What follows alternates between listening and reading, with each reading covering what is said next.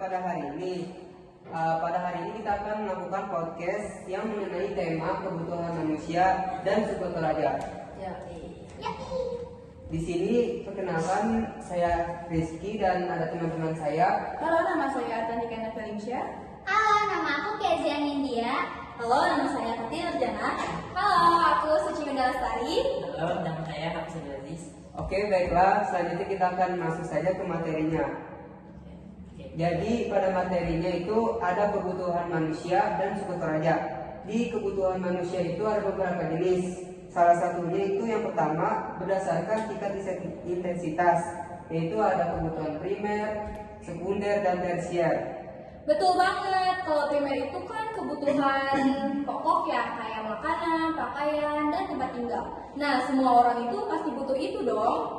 Iya, dan sekunder itu kayak pelengkap. Contohnya HP atau sepeda motor. Kalau tersier itu lebih ke kebutuhan mewah gitu. Misalnya perhiasan atau mobil sport.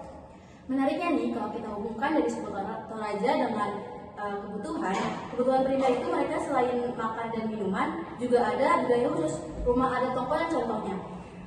Itu bukan hanya sebagai tempat tinggal, tetapi juga sebagai identitas dari suku dan keluarga tersebut. Nah, kalau kita lanjut ke jenis kebutuhan berdasarkan subjek, ada individu dan kelompok. Kalau individu, jelas kebutuhan tiap orang.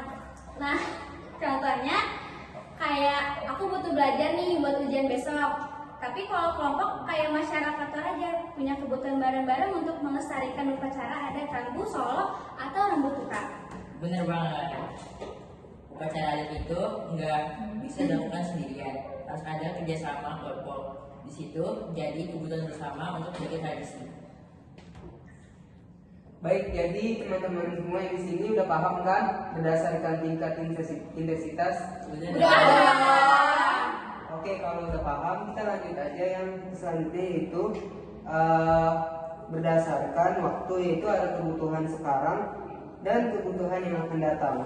Oke, kalau sekarang itu contohnya kayak simpel aja nih ya. Kayak contohnya makan siang. Nah, kalau kebutuhan yang akan datang itu contohnya kayak nabung buat pendidikan.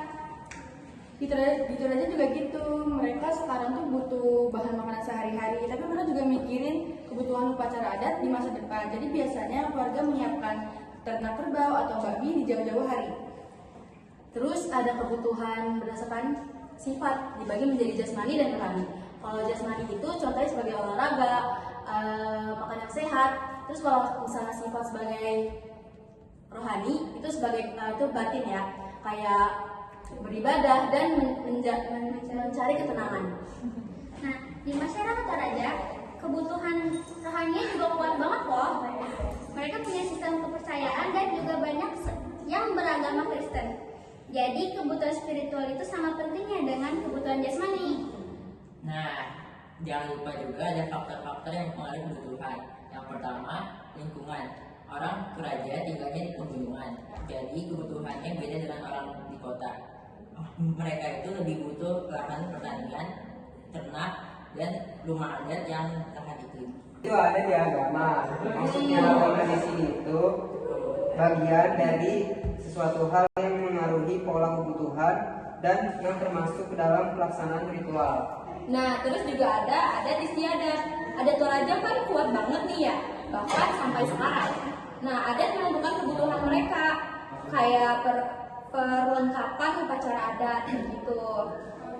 Dan yang terakhir itu ada faktor kemajuan zaman. Sekarang masyarakat Toraja itu udah pada modern semua. Mereka juga udah pakai teknologi, udah sekolah tinggi, udah ada yang kerja di luar kota juga malah. Terus sekarang tuh kebutuhan mereka tuh akhirnya jadi berubah, bukan cuma tradisional aja. Jadi kalau disimpulkan itu kebutuhan itu luas banget. Ada yang primer, sekunder, tersier. Ada juga kebutuhan berdasarkan sifatnya, yaitu individu maupun kelompok. Ada kebutuhan sekarang dan masa depan, dan ada jasmani dan maupun rohani. Semuanya dipengaruhi oleh faktor lingkungan, agama, adat istiadat, dan perkembangan zaman. Dan menariknya, semua itu bisa kita lihat nyata dalam kehidupan suku Toraja. Iya, intinya kebutuhan manusia itu nggak bisa dipisahin dari budaya dan lingkungan tempat mereka hidup. Oke teman-teman semua, dari materi yang kita udah bahas, yaitu ada kebutuhan manusia berdasarkan faktor-faktor dan juga sifat dan faktor yang mempengaruhinya. Dari yang berdasarkan faktor-faktor itu terdiri dari intensitas, itu ada primer, sekunder dan tersier.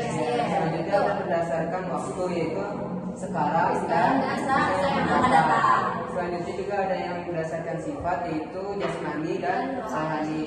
Itu individu maupun kelompok. Itu ada dua ya sifat ya. Oke, terus tadi selanjutnya ada materi, itu faktor yang mempengaruhinya, ada lingkungan, apalagi Ada agama, ada perkembangan zaman. Nah. Dan lain-lain. Banyak guys.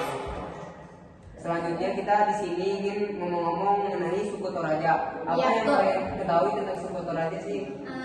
Suku Toraja itu suku ya. Iya, suku yang ada di Suku mana? yang unik gitu. Ada di Sulawesi. Nah, Benar.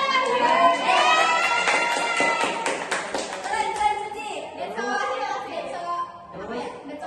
kegiatan adatnya, kegiatan Apa nggak usah bisik-bisik apa? Kegiatan adatnya Apa ya? Apa guys? Pokoknya rumah adat istiadat dari suku apa namanya? Suku Toraja. Rumah tongkonan. Yang lancip bro. Ya, Iya betul. Kalian bisa search langsung ya. Terus di sana juga ada adat istiadat, di mana kalau mereka habis menikah, itu mereka harus memotong rumahnya bersama warga, sehingga mereka itu harus bekerja sama antar Oh, betul yang keluarga. betul. Oh iya, Toraja itu dalam upacara adat loh teman-teman. Nah, upacara adatnya itu contohnya kayak rambut Solo. Nah, itu tuh upacara yang pemakaman yang meriah dan penuh makna. Wah, bayangin, Itu ada yang meninggal beda kali Iya, meriah. ada meriah tuh. Wow, beda sama suku-suku lain yang pemakaman tuh diiringi sama Iya, suka duka sih. kayak orang. Keren sih Tapi ini ini tuh adatnya. dengan ciri khas yang berbeda. Nah, teman-teman, Rambu Solo itu bukan hanya ritual untuk menghormati orang yang meninggal aja ya, tapi juga merupakan momen penting untuk mempererat hubungan keluarga dan komunitas. Jadi dalam upacara ini ada penyembelihan kerbau. Wow, menarik ya. Sama banget. Wow. Nah, bagian penting yang menunjukkan status sosial dan kekayaan keluarga itu tuh penyembelihannya ya. Jadi semakin banyak hewan yang disembelih, maka semakin tinggi status sosialnya. Wow, wow, keren, menarik. Suku Toraja ini sangat menarik dan suatu suku yang memang memiliki ciri khas yang unik dan Betul. beragam yang kita bahas ini. Nah. Oke, Lagi nih, lagi. Oke. Ada lagi yang harus dibahas nih. Nah, tokoh boleh. Ada fun fact. Toraja juga dikenal sebagai Aluk Todolo. Ada yang tahu nggak Aluk Todolo apa? Apa tuh? Aluk Todolo itu yang mengatur banyak aspek kehidupan sehari-hari dan ritual adat. Aluk Todolo mencakup aturan tentang pertanian, ritual kematian, dan berhubungan dengan alam. Meskipun banyak masyarakat Toraja yang beragama Kristen, Aluk Todolo masih memainkan peran penting dalam kehidupan budaya mereka. Nah, ini adalah contoh bagaimana tradisi dapat berinteraksi dengan perubahan agama dan tetap menjadi bagian vital dari identitas budaya. Nah, lanjut. Mungkin ada lagi, ya? Kayaknya belum ada deh. Kayaknya udah semua yang kita bahas. Oke, deh. baik. Keren. Oke, terima kasih teman-teman. Semoga obrolan kita tentang kebutuhan manusia dan suku Toraja Bermanfaat, ini ya. bermanfaat bagi yang mendengar dan mau memahami dari suku Toraja ini. Baik. Jangan Terima kasih. lupa terus belajar, Mantap. karena Belum. kebutuhan bukan cuma soal materi, tapi juga soal pengetahuan.